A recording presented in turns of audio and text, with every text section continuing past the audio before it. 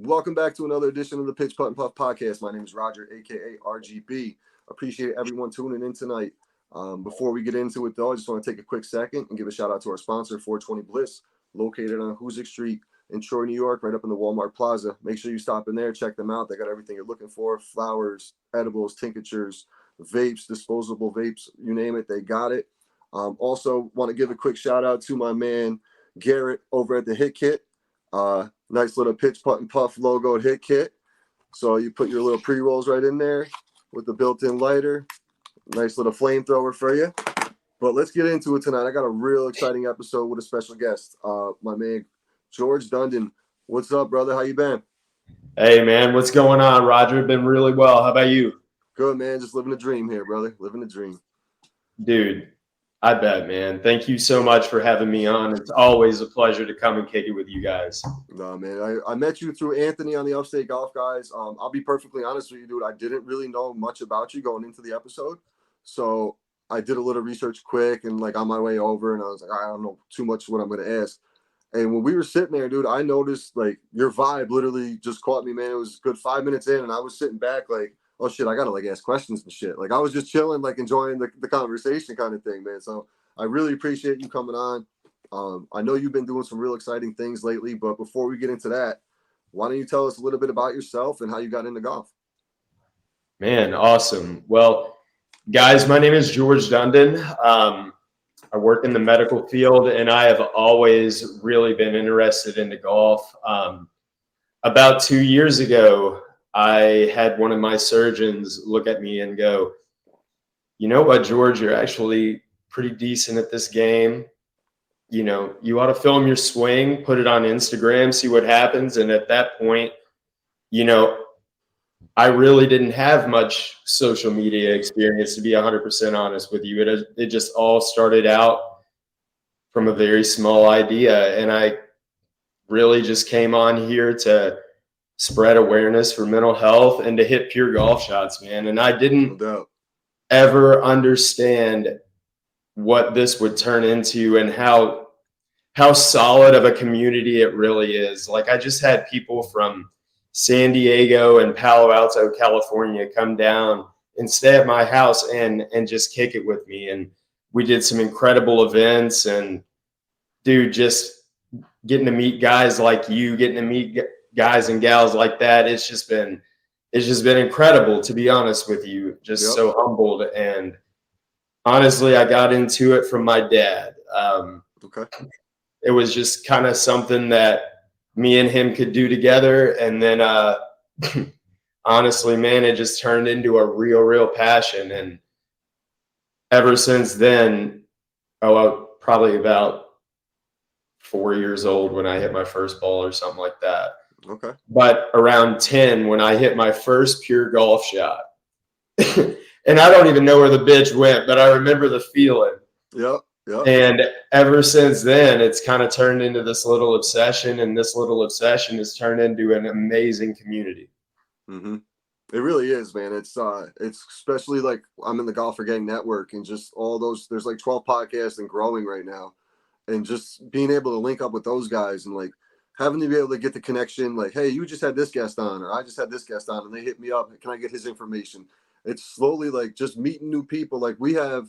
Most of the guys in the network are from the Northeast, so we're looking to do something at the end of the year out in New Jersey with, try to get as many people as possible over there. So just the networking of that, meeting you down in Florida, like, you know what I mean? Like shit like that. It's just cool opportunities. I had Brian Athey from 4 Left on. He's out in California. Just opportunities. XG from We Don't Smoke the Same and Tinfoil Hat. Those opportunities to talk to guys like you listen to and you follow and this and that. It's a cool experience overall. It's just really dope. Just because of a swing in a golf club. Dude, right? And like those connections that you had just mentioned, like those are biggies. And, I think that's just a testament to who you are and your character as well. Thank you. I appreciate that. Like seriously, because, in my humble opinion, real recognizes real, and that just says a lot about you. No, I appreciate that, man. That's dope as hell. I'm like, that made my day. My day. Yeah, we were talking a little bit. I got some things in the works. We were talking prior to starting the recording here. It's just really like hard work, man. It's as stupid as it sounds. Like I put time into this, I put effort into this. Like meeting up with those, I get up at 3 o'clock in the morning to go to work. I have certain people out in Cali who can't get on with me until 7, 8 o'clock their time. Okay, well, guess what? I'm only going to get a couple hours of sleep tonight because I'm going to grind this out because that connection is going to lead into something else. And unfortunately, it kind of did for me what we were talking about earlier. So hopefully everything does pan out with that and things continue to grow. Yeah, man.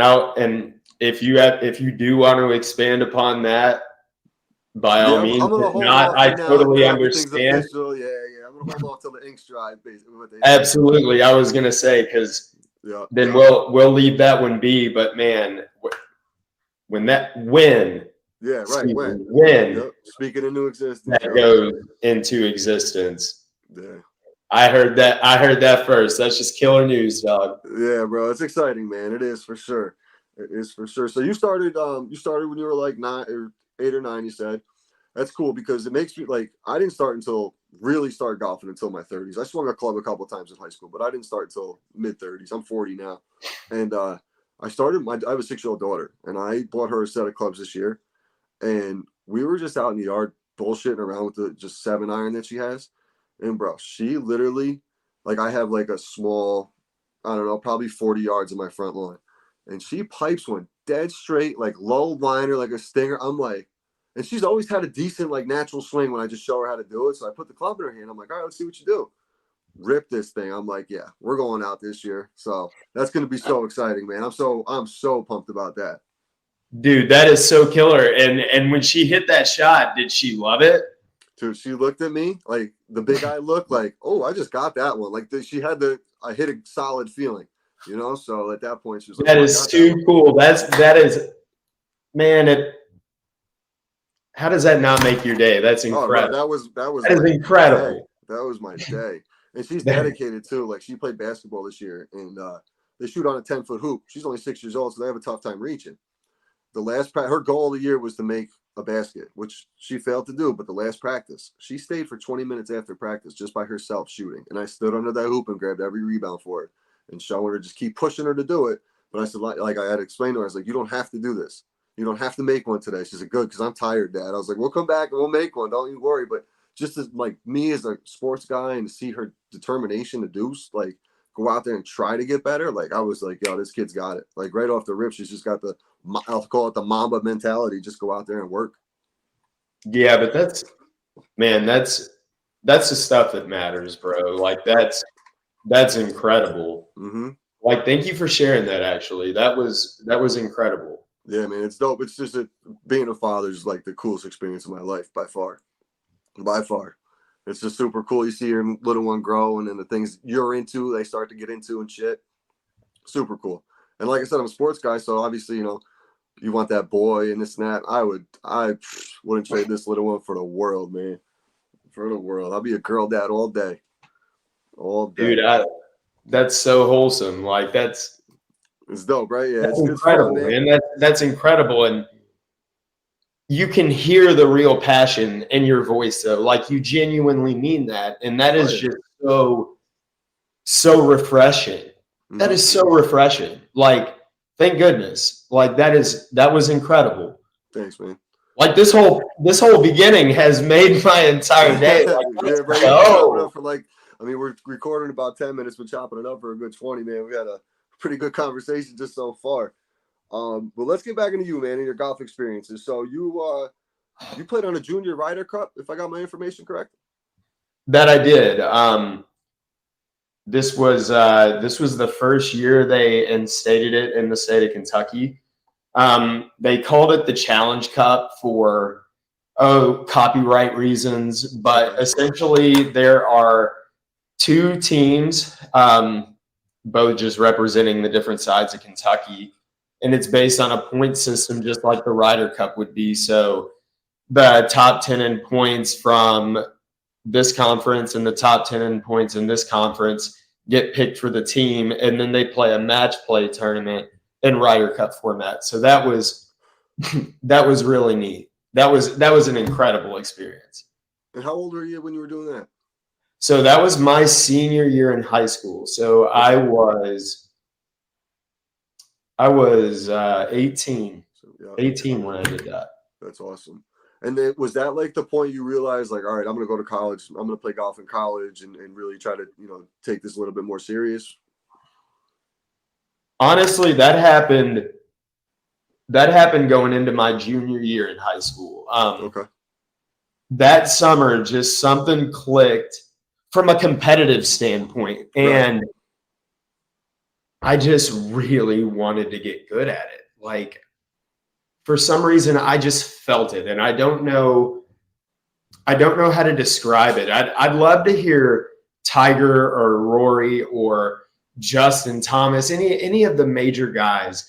I'd love to hear how they describe getting into that mentality of just knowing that you are him, because essentially you have to maintain humility in golf because that's one of its core values. Mm-hmm. But internally, you have to know I am him. Yeah. Like, I will execute this shot. Like, I will hit this 10-yard draw. I will make this putt. I know I will do it. Yep. And I had that to a certain extent, but I would love to hear those guys, not even just on an interview, but like on just a chill podcast, give the long tongue, like, explanation of how they do that, because that would be super neat, because it's such an intricate spot you have to be. Mm-hmm. If that made any sense at all. Absolutely, because there's that one point when you hit the golf ball. I heard this on a reel the other day, so I can't take full credit, but it made so much sense. There's that one point when you're standing over that ball, and when you have to make the commitment to hit it, it's that you just let go moment. Like, it's just you just are so confident in what you're going to do. You just let go of everything else, and you just strike that ball, and everything else just goes away. You know what I mean? Like, whatever your bills you got to pay or whatever you're doing, the focus is just on that. So, like, you can just take that. I guess I kind of forget where I'm going with it, but like the focus of what you're doing goes into that, and like everything else just goes away. So you're so locked into what you're doing. Like, if you're lining up a 10-foot putt, you're locked into it. There's nothing else there. It's like, you ever see that movie with Kevin Costner, The Perfect Game, where you clear the mechanism? That's kind of like what I feel like. Remember the old video games, Tiger Vision? I feel like that's what these guys actually have. Like, they just see it so different, you know?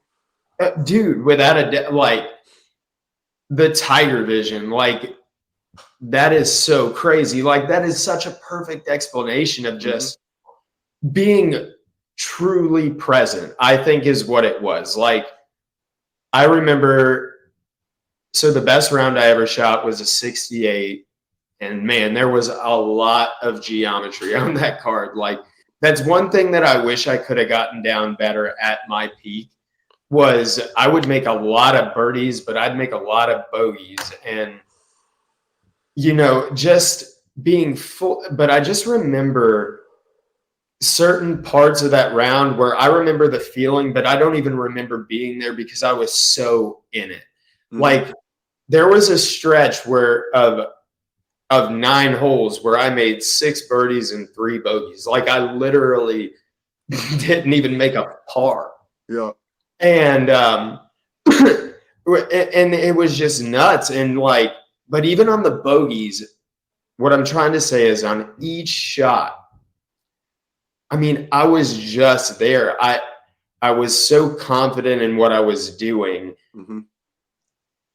that I almost, like, this is how I kind of describe that day. So you remember, and it's got Matt Damon, and it's got Matt Damon, it's got Will Smith. Yeah. Bagger Vance. Legend of Bagger Vance. Yes, sir.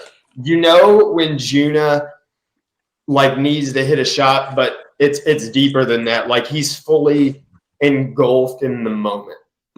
And all the background kind of just fades to dark, except for that perfect avenue where he knows he needs to go. And that's what it was honestly like. It was really neat to get in that zone. And man, I just wish that feeling for everybody, like, at least once. And it doesn't have to all just be birdies. It can be wherever you're at. That's another thing about me that I want to know, like that I want the people to know. Like, I really am not judgmental at all. Mm-hmm. Like, my community is created to literally signify inclusion. Like, I want everybody to be real when they come to my page. I want everybody to know it's a safe spot. Like, I'm not going to judge you, or you're not going to get judged by the people who also engage, because it's just like-minded individuals of good people. Mm-hmm. And that's what it's all about. That's it, man. Because like I was telling you earlier, like I had a couple of people actually turn down interviews because of the cannabis thing. There was no question in you, no hesitation. Yeah, man, I'll jump on. Like that's like I appreciate that, because there's people that don't because of that. So like I personally went this direction to try to be different and find a lane. And like I did the tongue twister name just because it's catchy, and like once you hear it, people kind of remember it. So it's like kind of one of those things. The logo, I'm getting a new logo made. It's in the works. I got a graphic designer working up some things with me. I made that myself, dude, just clipping shit together. I had no idea what I was doing. I think it's fire, man. Yeah, it's different. It's different. It's different, but just working on shit, man. Trying to build this thing slowly, dude. Slowly, slowly. The grind continues. The grind continues. Yeah, but when you stay in your own lane and you just be yourself, bro, it's so much like easier. like you don't need to try to be anybody else. Like, No. it's an old play on words, but be yourself. Everyone else is taken. There's so much truth in that. Yeah, There's really so is. much truth in that, because it's almost liberating. Like, when you just say, honestly, when you just say, fuck it, dude. Yep. I am going to be me. I am going to do what makes me me, meaning I'm going to create my core values. I'm going to stick to them. And I want to uplift people. And I don't just want to do things just for gain. Like, I want to do the right things because it's the right thing to do. That's And true. not only just based on society's definition of that, based on my character values that I created for me, knowing that it's the right thing to do. And it's just a liberating feeling once you get to that point, because then you can just truly be yourself. Yeah, because And a if lot of people people do don't something. accept, oh no, go ahead. A lot of people do something and expect a reward for it. Like you're just doing the right thing. Like there's no reward for doing the right thing. Just do the right thing. Like and life would be so much better for everybody. For real. And then honestly, I think that opens up doors for people who genuinely are in a position to give. It opens up that door to where they have a level of comfortability to actually make an offer, Mm-hmm. because they know they could work with anybody. They're trying to find somebody who has the integrity to match the work ethic. So if you go into it with the right mentality of just like, hey, I've got this skill set, you've got this skill set, and we can work together. Or, hey, let me just help you out because it's something that you have a passion for. I think everything else that can follow follows because of that. And I think it will follow stronger. And I think even if it doesn't seem, but relatively, it's gonna pay off more. Mm-hmm. Because one thing that has always stood with me is money follows passion. And money, like you can't bet with scared money, and you can't just make your whole life about it either, because yes, it's important. Don't get me wrong at all, but there is so much more important things in life than just money. And it's just amazing for me anyway, like once you grasp that. Yep. That happened to me. How things start to fall. Yep. So I'll tell you a little personal thing about me. I don't even think I disclosed this on the podcast, but I had a triple bypass 4 years ago at 36 years old. So that moment right there made me look at life completely different. And that's kind of why this podcast is even a thing, because I got to the point where I stopped really giving a shit about what other people thought and wanted to do my own thing and find I always wanted to do a podcast. So I kind of figured out the lane I wanted to go. And this happened to be it. So like I was, I didn't have to put up a persona. I consider, dude, if you were sitting here right in front of me, I'd be having the same conversation with you, just kicking it straight up, dude.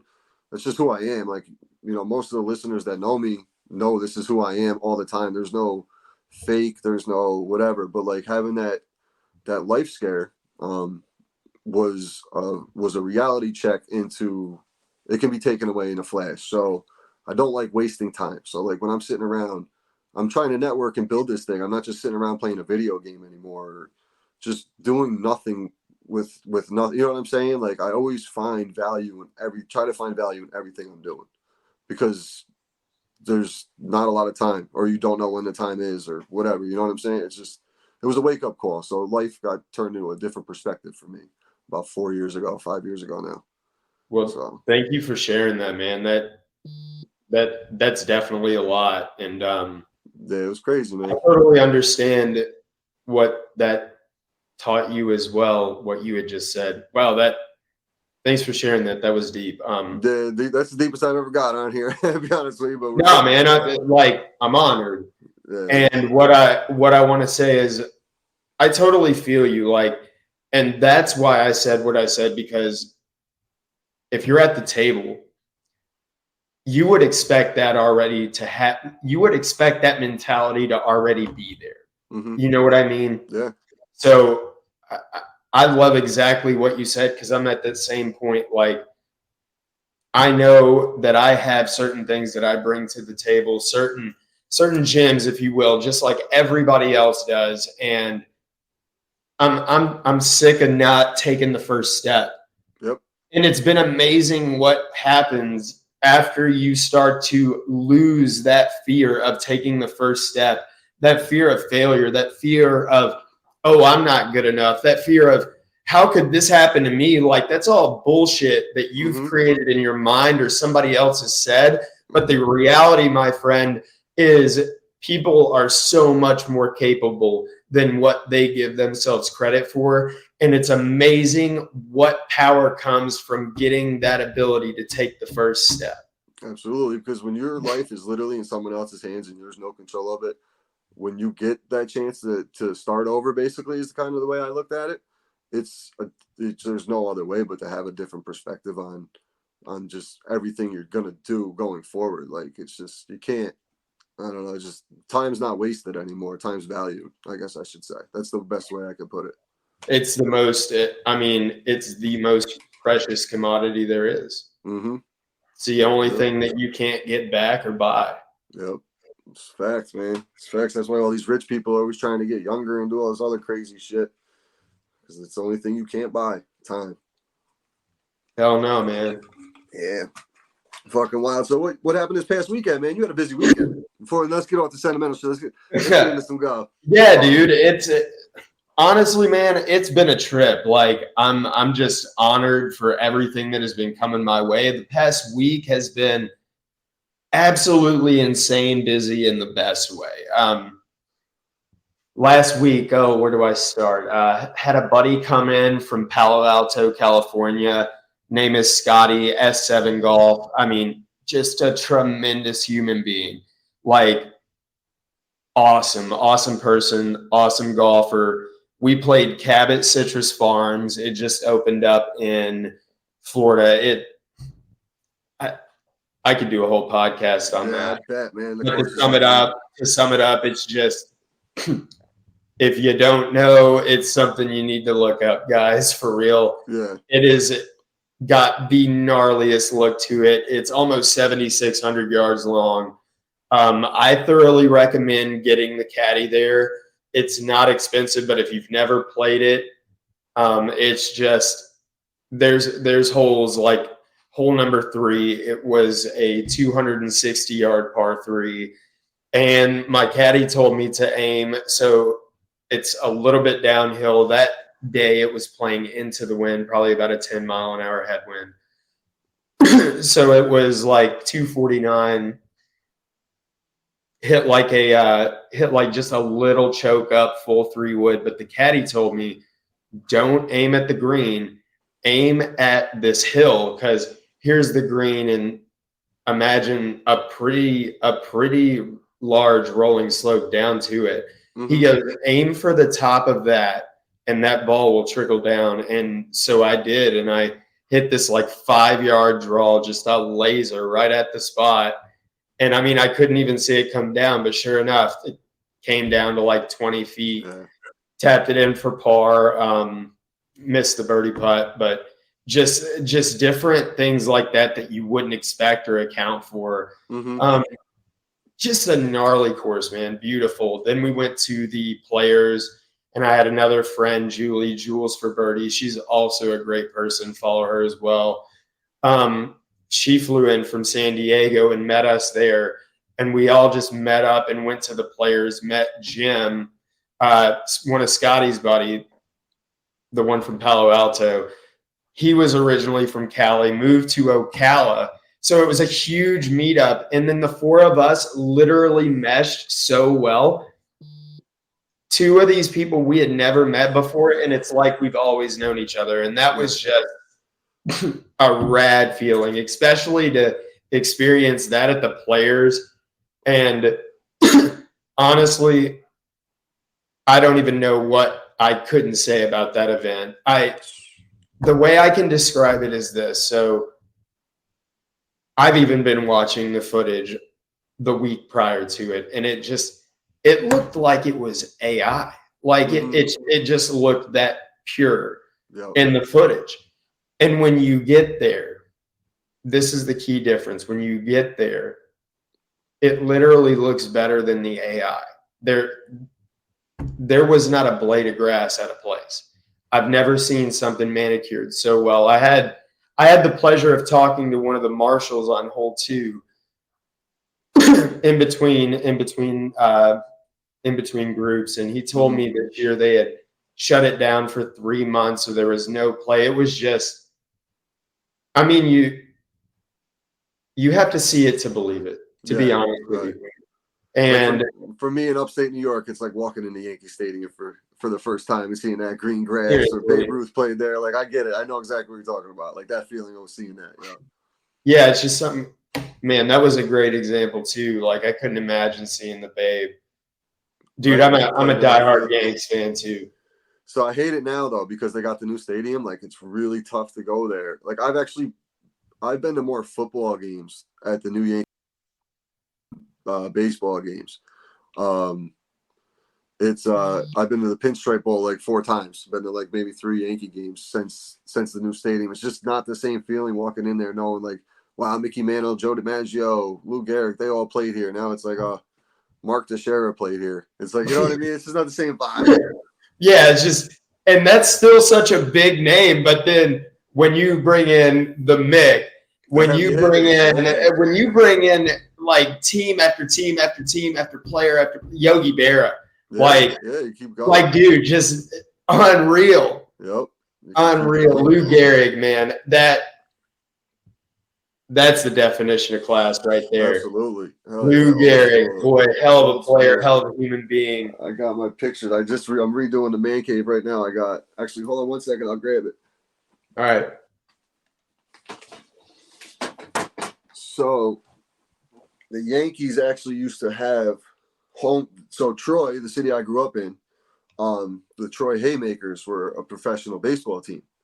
So the Yankees used to come up here and play games against them. So I have this here. I don't know how well you can see it. But this is, what do we got? We got Babe Ruth. Here it is, the Babe Ruth, Lou Gehrig, and the mayor of Albany, the city of Albany, playing at a field, Thatcher Park, which is not far from us. So this was a print I got years ago. OG shit, man. Yeah, but that shit is so dope, man. That is sick, bro. Yeah, I got a bunch. I got a few of them. I got one in the old Yankee Stadium. I got some old Yankee shit.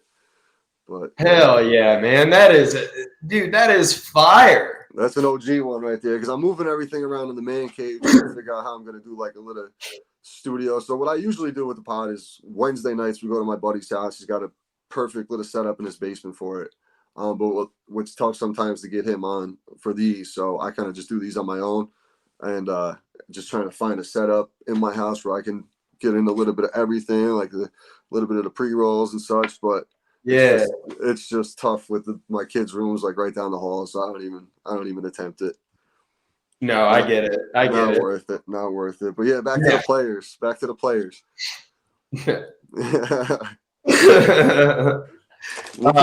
We'll keep going off track all night. Hey, dude, I'm down.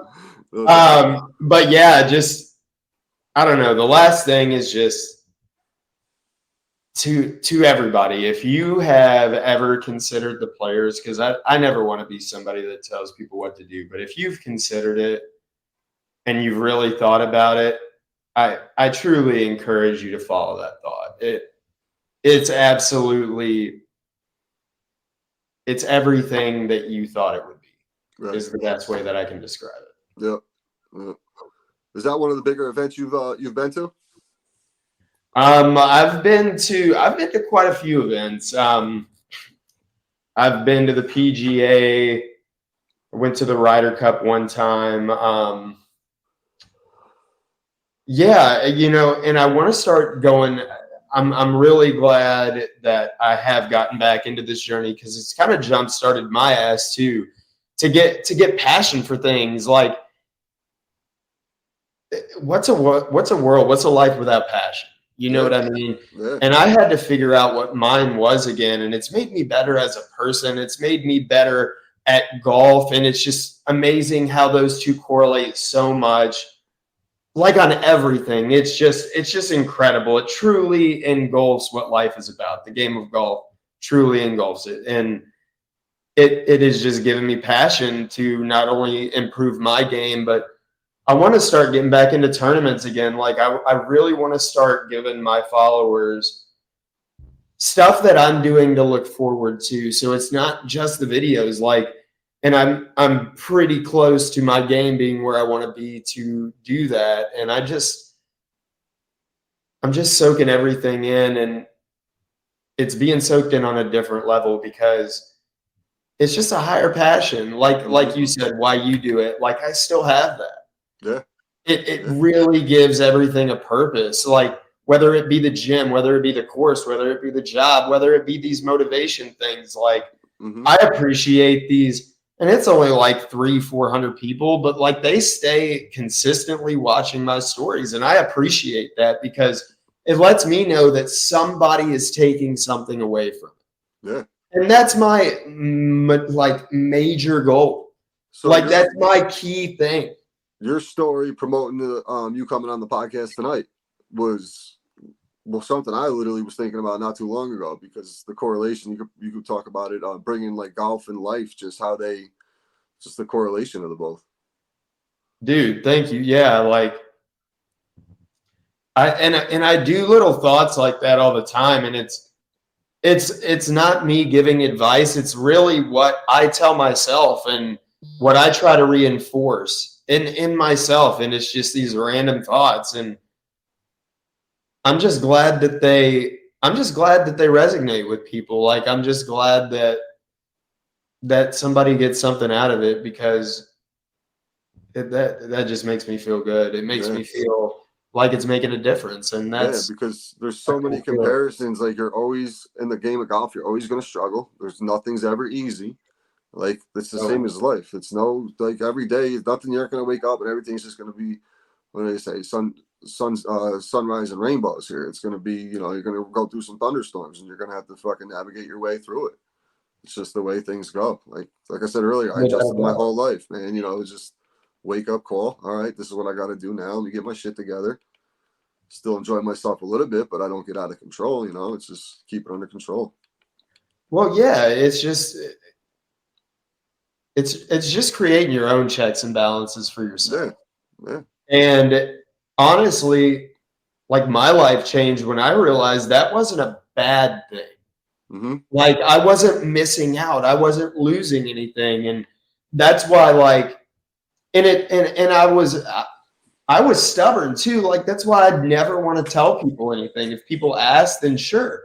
But I think it's more retained, and I think it becomes more encompassed when they come to it themselves.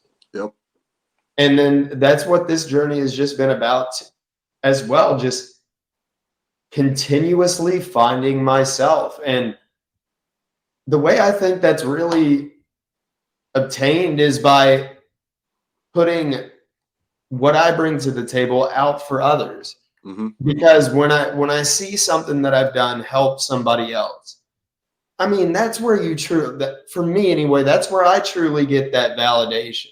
Yeah. Like, Even if it's one person watching your video that listened to that message and took it to heart and was like, oh, you know what, you're right, whatever the message may be, and they go with it, and it changes for them. It changes their outlook on what they're going through, because you never know what people are going through. So you never do. you never know. So you always, I mean, I truly, I grew up just, treat people obviously with respect and everything else. It's just like some people don't do that, and you see that in society, and shit turns out sour. But it's just, if you just go through life just treating everybody how you want, it's stupid as it sounds, treat how you want to be treated, and life will be so much better for everybody, man. Man, that's it. But Nuts. that it may sound stupid, but it may not. And also, it sounds like such a simple statement, but that's another part of this journey. Is it may sound simple, but when you understand what it truly means versus just the superficial top definition, when you get that understanding, man, that is so critical. It changes the entire outlook. Right. If that made sense. Like, yeah, dude, absolutely. that's what it's all about. So on this journey, who are some of the big names you've came across? Because I know you go to like a lot of events. I see some of your videos and stuff. Man, so gosh, where do I I know, because I know there's some names out there. Go ahead. This your man. chance to name. I'm giving the platform to name drop, brother. Oh man, let's go ahead and one, Santonio Holmes. I mean, Super Bowl 43 MVP, like Hell of a catch. just a stud, bro. Like just an absolute stud, and like what an amazing dude. Like the real way I met him with my buddy Josh Jackson, who is, if you're not following this guy, dude, the dude hits bombs. He's amazing, but he's super cool. He does the World Long Drive contest. Okay, He's I a was gonna say that name sounds familiar. Yeah. Yeah, he's a PGA professional. He's just a good cat. And he knew him, and like Santonio Holmes was putting, and the dude literally stopped what he was doing and took time to speak with me and introduce himself to me. And like that was really cool. Josh Jackson, like I played college golf with him. He's cool. Okay. Got to meet Elijah Wan, who was one of the founders of Eastside Golf. I golfed with him in college. I mean, Gabby Golf Girl. We had spoken. Dude, she was really neat. Like, she's gonna be nasty, dude. There's tricks and shit she does. I'm like, yo, I can't even hit the ball straight half the time. She's sitting here bouncing it over her head, chipping it in. I'm like, this is dude, crazy. yeah, like, and she always brings that fire. Like, I'm not gonna get on here and act like I had like some crazy deep conversation or connection with her, but it was really neat to meet her. And it was really just like she brings that same passion. Like that's what I get from her content. Yeah. Like she really brings it, and it's something new and unique every time. Like super creative and super talented. Like I can't wait to see where her game goes. Like that's gonna be the progression for her is the sky's the limit. Like that's really neat. Got to meet CVA Golf. Like we had texted a lot before meeting, but meeting him in person, just another real cat. Yeah. Like just a real dude. And he's got real perspectives on things as well. He uses his platform to really get the attention to say what his message is. It's kind of similar to what I do. And that was super incredible. Like I've got to say, that's a cool dude. Young Dalt. Got to meet Young Dalt. That dude is killer. That is a cool ass motherfucker right there. All these people are cool as fuck. Like, dude, now I'm starting to get excited. Now I'm getting into remembering all this stuff. And like, bro, who else?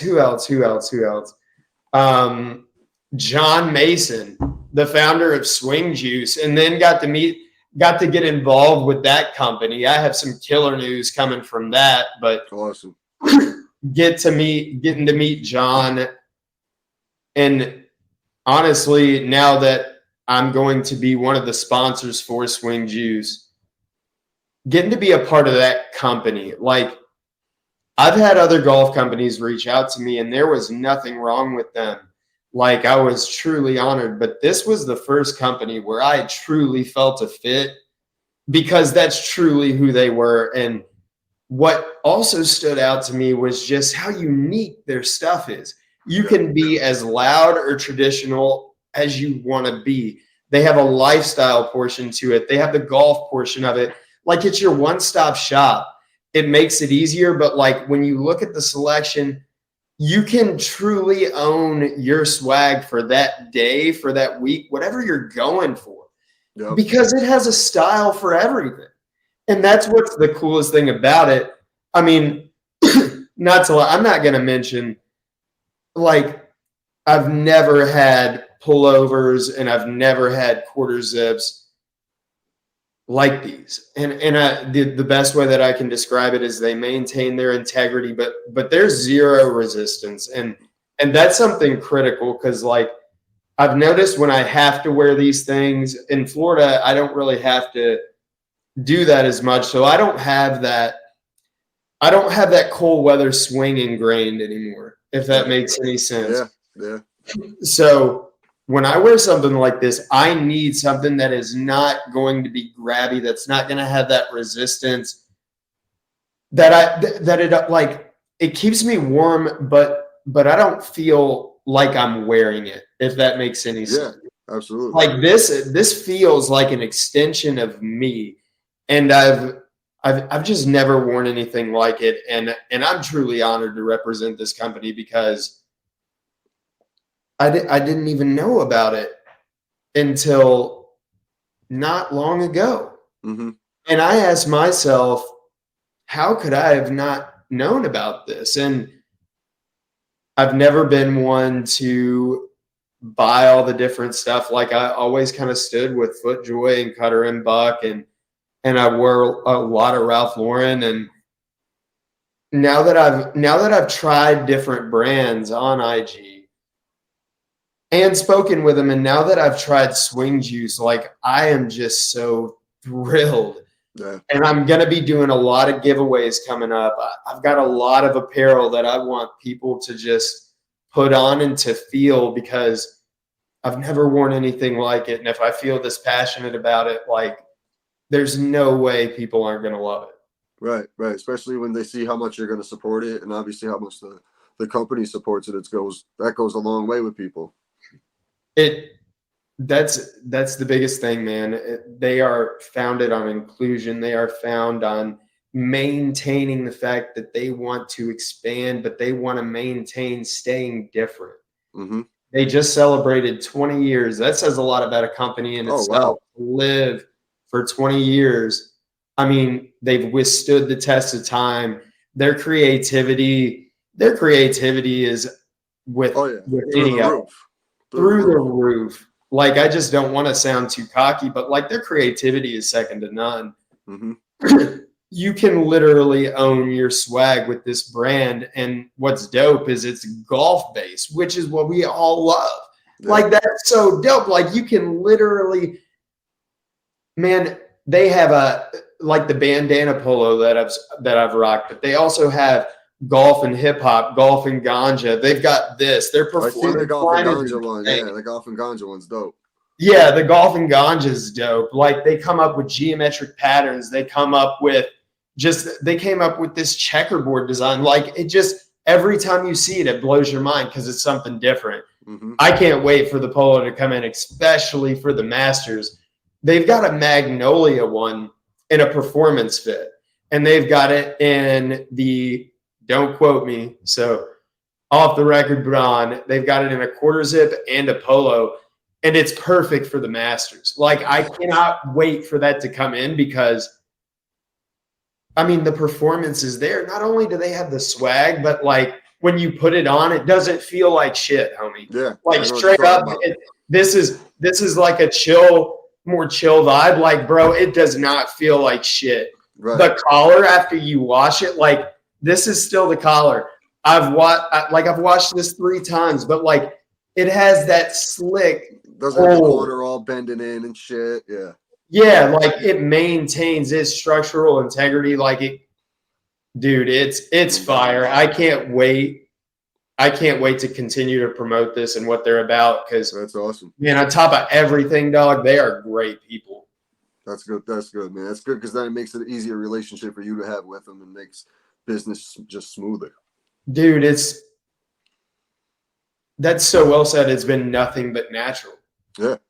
And Yeah. Just gotta roll. I can't think of a time in my business career, as a matter of fact, where it has just been nothing but natural on all levels.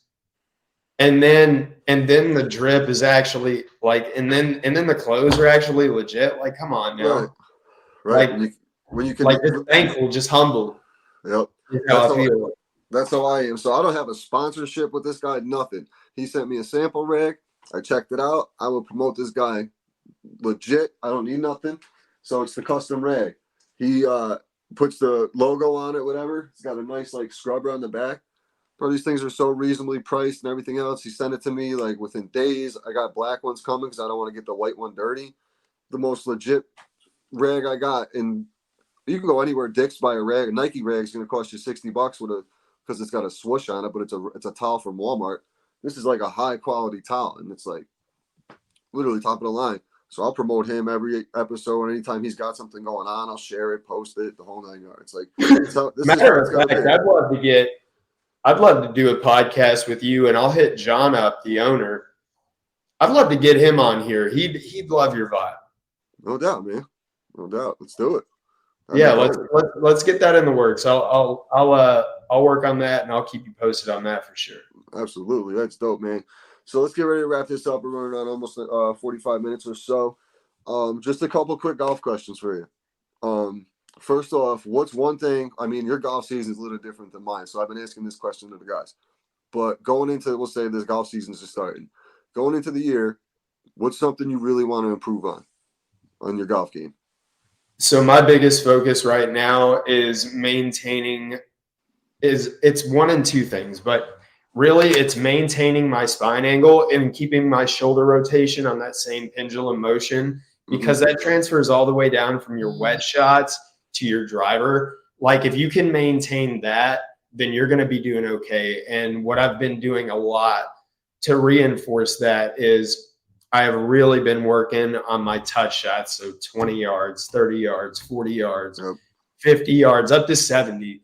And I've really been focusing on the shoulder turn and the pendulum motion and maintaining my spine angle. Because if I do that, I know that I can start the swing from the lower body up. And when I do that, I can put together some really good rounds. Nice. Nice. Mine would be just consistency. Like overall, if I keep it all together, like even if I struggle with one thing, I can figure it out from there, but I just want it to be the same, consistent, like doing like, because there's days I'll go out there and I'll have a little bit of a slice. Then the next day I'll show up and I'm drawing. And I'm like, yo, I'm swinging the club. I feel like the same way. Like, Man, it sounds like you're a golfer, homie. Yeah, bro. It's like, yo, what the hell? I just want consistency. No, but Man, don't we all, boy? Yeah, my short game is probably my biggest struggle, though. Just like you were just saying, within 20, 30 yards around the green, getting it to stay where I want it. You know, that bump and run, I try that. I'm more of a flop shot guy, but sometimes I try to get too cute with that and cost myself a stroke or two. But I try to, that's what I'm really going to focus on this year for sure. Dude, I love that. The other golf question I got for you is your favorite club in the bag? 7-iron. Yep, me too. 7-iron, man. And I think it's for real. I think it's straight up from 10 Cup. I think that got solidified. I think that got solidified in my mind after that. And I mean, I always have pured it, but then I think I just got that mental block for the good. And I was like, man, if I got a 7-iron, I'm going to be all right. What's yours? 7-iron as well, because I can pretty much. So, all right. Here's a little story about background on me in the golf game. I played baseball my whole life. I batted left-handed. I had no left-handed golf clubs when I really started playing 5-6 years ago. So I slowly taught myself. I would go to like small par threes or like a 9-hole par 4 course and try to figure it out. And I slowly like it was really just getting comfortable swinging from that side, side of the plate, I'd call it, but just swinging from that side. And I did switch hit a little bit, but not much. And it wasn't enough to be able to get power. So just this past year, I was hitting the year before I was hitting my 7-iron at about 150. I came out hitting that thing I gained 25 yards on that thing easy out of nowhere. And then all my other clubs adjusted. So I spent the first half of last season refiguring out my distance on all my clubs. So that was a huge adjustment for me. But once I did, I pretty much locked in. So with the 7-iron, I can hit it 180. If I really let it go, I can hit it 180, 190. But I can also, bump it, run it with a stinger and get where I need to be as well. So that'd be my club of choice. Hell yeah, man. I love that. Yeah, because just the left-handed, if I try to swing a lefty club, I look so stupid. But if I swing a lefty baseball bat, I look perfectly normal. It's the weirdest thing. It really Dude, is. I love that. And that's another big thing that I really recommend to people to try to do or figure out in what way that works best for them. But really understanding your distances for each club. So for mine, I know, well, until I have over 200 yards, I don't take full swings, right? So 200 and in, I'm taking 3/4 controlled swings so I can draw or fade it if needed. It just gives you more control. Yeah. It just builds more connectivity into your swing.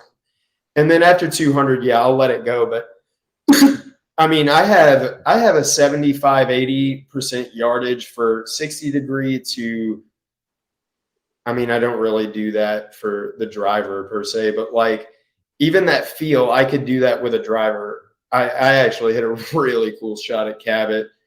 I drove the green with a 3/4 driver. Is that the one you posted? I think I seen today, and you were happy about the swing off of the box. No, that was at the King and the Bear, one of the World Golf Hall of Fame courses. Oh, nice. Oh no.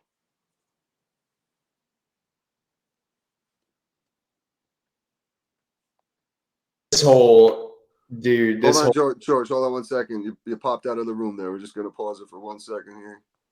All right, you should be good now. I lost you for 1 second. We're good though. Good. Yep, we're good. Yeah, but that the drive I hit on I'm sorry, when we went out, what was the question again? The Cub and the Bear. That drive you hit looked like you were real happy about it. Oh, dude, yeah, the thing was smacked, just perfect little draw right down the right side, carried it over the bunker, and yeah, there was the drive I was talking about though. It was I think it's either 15 or 16 at Cabot, and it was only it's carded 326. It was 280, 280 to the pin and 260 to carry this bunker. But it was, I don't know, it was too short for a full driver swing. And it was a little bit into the wind, which helped. So I hit this knockdown driver and drew it 5 yards. And it ended up going just a little bit over the green, but it landed pin high. That was a sick shot. That was so cool. I can't wait to put that. That was nasty, bro. That's sick. I'll say it's real, and you can clip it to the video. Dude, yeah. It was hole 5, dude. So there was 2 bunkers in the fairway. It was a par 5. No, 5 or 6. 2 bunkers. The second bunker on the right to the middle of it was a 260 carry. I carried it over the long end of the bunker. I think it was my caddy said 285, 290 carry. I hit that drive 346. That thing was, dude, shout out to Josh Jackson for that speed training, dude. That was killer. That's awesome. Yeah, obviously I noticed you do have a little bit faster of a backswing. That I'm still trying to work on. I don't necessarily want that because that gets you out of tempo. To be honest with you, I'm really working on that. I was just going to ask you, were you doing that for power purposes? But no, honestly, that's what I have to. That's my first go-to thought of what do I need to work on. when I start mishitting, and it's either getting quick at the top or right at the start of the swing. And that's why I like another major thing I encourage, always film your swing, not even just to do it for Instagram videos. Like sometimes you get 6 shots, like, so it works out. But like, dude, this is your way to give reinforcement to your feel. Like, and then especially narrowing down what causes your misses, like now you have instant feedback to correct it. Yep. Because I do the same thing. I have, because of the baseball relation, I have a very fast backswing. And same thing kind of this past year, I started slowing it down a little bit better. I mean, I'm still quick, very similar to the way you swing. Like I was literally like, wow, he swings. Maybe he's doing it for, I wanted to ask you about it earlier. So like I do it really just because it's my natural momentum of swinging a baseball bat. So that's one of my focuses as well, is just try to slow it down, make good contact, let the club do the work, opposed to trying to hit it 350, which I know I can't do, you know. But at the same time, on your transition, you can really let it rip. Like what I tell a lot of people, and then my friends that are like PGA pros and teaching pros, and they second it, is my major thing is you can swing as hard as you want as long as you stay in balance. Like there is nothing wrong with swinging hard, but when you start falling out of your shoes or your posture, honestly, like I do sometimes, but that move is like a little bit different. Like it's not what I'm used to seeing either, but it relieves the pressure on that knee. That's why I've incorporated that move, because there is a lot of torque that goes into that speed training. And the last thing I want to do is hurt my knee. So it's more of a pressure release move versus like, I'm not condoning that. I am like, I love a fundamental golf swing. So like kids do not don't, that's only because like I'm relieving the pressure. Like don't try to do that. Like finish solid like you see the pros for sure. Yeah, there's not too many kids watching this pitch putt and puff. Hopefully not anyway. Not 18 to 20. Well, no doubt. Hey man, George, I appreciate your time, man. This was a dope episode. It was really great to have you on, man. I hope we continue to have the connection in the future. Especially if you got anything big coming up, or you know, I know you're in the mental health awareness shit, all that, dude. I'm down to help any way I can, bro. You just reach out to me. I'll get you on here, get you connected with anybody you're looking to get connected with that I have contacts to, man. Just come off with a great vibe, and I truly appreciate your time, man. Now, where can the people find you? The people can find me on Instagram, just George Dundon, George, last name Dundon, Dundon, no space. Look me up there. Real interactive, and any follow that comes from this, I greatly appreciate it. And Roger, same for you. Thank you so much for that. That was that was just such a humbling thing to say. Like, thank you.